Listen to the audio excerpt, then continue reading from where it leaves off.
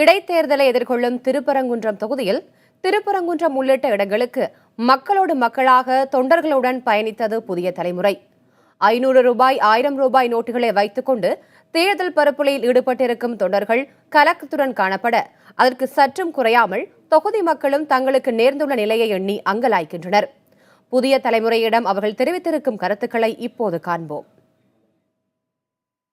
மத்திய அரசு 500 ரூபாய் நோட்டும் 1000 நோட்டும் செல்லாதுன்னு சொல்லி திடீரென அறிவிப்பு கொடுத்தது மக்களுக்கு எல்லாத்துக்கும் பாதிப்பாக இருக்குது. ஒரு முன்னறிவிப்பு இல்லாமல் கொடுக்குறது இது பெரிய குற்றமாகும். மக்கள் அனைவரும் நேற்று இரவிலிருந்து சிரமப்பட்டு கொண்டு இருக்கிறார்கள். 1000 500 நாங்கள் வச்சுருக்கோம். நேற்று வரையும் இதுதான் இருக்குது, இன்னொரு இதாக இருக்குது. திடீர்னு மாற்றினா நாங்கள் எங்கிட்ட போய் மாற்றுறது? இப்போ செல்லாதுன்றாங்க. இப்போ நான் எங்களுக்கு மதுரையை பொறுத்தவரை மொழி தான் மெயின். அது மான பிரச்சனை. அது செய்யலைன்னா எங்களுக்கு கவர்மெண்ட் போயிடும், சண்டை வந்துடும். அறிவித்தது என்ன செஞ்சுருக்கணும், ஒரு வாரம் காலவாசம் கொடுத்து கூட அறிவிச்சிருந்துருக்கலாம். ஆனால் திடீர்னு இந்த மாதிரி அறிவித்தது நிறைய பொதுமக்கள் பாதிக்கப்படுறாங்க. எங்களுக்கு என்ன பாதிப்புனா, நாங்கள் இப்போ ஒரு பிஸ்னஸ் பண்ணுறோங்கும்போது அந்த இடத்துல நாங்கள் 500 ரூபா 1000 ரூபா வாங்க முடியாதுன்னு சொல்ல முடியாது. திடுதிப்புன்னு இப்படி மாற்றினா பொதுமக்கள்லாம் என்ன செய்வாங்க? ஒரு ஆத்திரத்துக்கு போக வரவோ நடுச்சாமத்தில் சொல்கிறாங்க.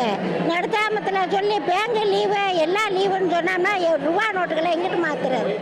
காலையில் இருந்தோடனே எப்போயும் அதான் மாற்றுவோம். நாங்கள் பார்த்தா பஸ்ஸுக்கு எதுவும் மாற்ற முடியலை. காலையிலே சில்லறைக்காண்டி ரொம்ப சிரமப்படுறோம். என்ன பஸ்ஸில் இப்போ மாற்ற முடியல, டீ காஃபி கடையிலையும் மாற்ற முடியல, யாரும் வாங்க மாட்டுறாங்க. என்ன பண்ணுறதுன்னு தெரியல. பேங்க்கில் தான் மாற்றணுன்றாங்க, இன்றைக்கி வேறு லீவுன்றாங்க. இது முன்னாடியே அனௌன்ஸ் பண்ணியிருக்கணும். 500 நோட்டு தான் வெளியே வருது. இன்னைக்கு காலையிலேருந்து உண்மையில் ஒரு 500 நோட்டை மாற்ற நான் வெறும் 500 1000 தான் வச்சுருக்கேன். வேறு எதுவுமே மாற்ற முடியல. கண்டக்டர் கேட்டால் இல்லைன்ட்டார். ஏன்னா அவர்கிட்ட சில்லறை இல்லைன்ட்டார். அவங்க நிர்வாகத்தில் முடிஞ்சளவு ரெஸ்ட்ரிக்ட் பண்ணுங்கன்னு சொல்லியிருப்பாங்க போட்டுருக்கு. அதனால் அவரும் இல்லைன்ட்டார். ஏதோ அப்புறம் இருக்க 10 ரூபா 20 ரூபா பிறகு கொடுத்து டிக்கெட் வாங்கிட்டு போய்கிட்டு இருக்கான். இப்போ பெங்களூர்லேருந்து வந்துருக்குறோம். ஓகே, மிட் நைட்டில் இந்த நியூஸ் வந்துருக்குது. எல்லாம் 500,000 ஆகுது. No ATMs. நல்ல டிசிஷன், நல்ல மூவ் தான். பட் ஒரு 2-3 டேஸ் டைம் கொடுத்துருக்கலாம்.